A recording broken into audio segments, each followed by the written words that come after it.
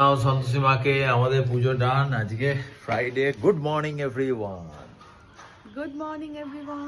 আর আমি জাস্ট একটা ভিডিও দেখছিলাম, সেখানে বলছে যে বাড়ির যে মেয়ে হোক যেই হোক, তারা যেন সবসময় সেজে গুজে বাড়ি থেকে বেরোয়, এমনকি বেশ ভালো করে সেজে গুজে বেরোয়।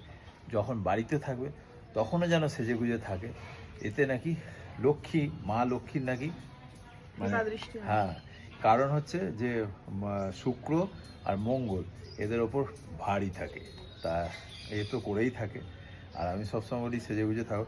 কালকে আমাদের স্টোরে হট করে অনেকে এসছে, আর ওটা বলছে দেখো আমি কেমন করে আছি, আমি সুহিতের স্কিন কেয়ার করেছি, এসে এখন তেল লাগছে। আমি কিচ্ছু লাগবে না, তুমি চলো, এমনি তোমাকে যথেষ্ট ভালো লাগছে। তাও ঝটপট গেল, সবাই দেখলো, সবাই আবার ছবিও তুলছে, ভালোই লাগলো। তাই ওই জন্যই সবাইকে বলছি বাড়িতে যখনই থাকবো একটু সেজে গুজে থাকবো, যেটা আমিও করি। আমিও সবসময় পরিষ্কার পরিচ্ছন্ন হয়েই থাকি। মাকে সবসময় বলি যে তুমি একটু পরিষ্কার মানে সেজে গুজে থাকতে পারো না মা, পরে চিন্তা করে দিলাম না, কথাটা তো ঠিকই, একদম ঠিক।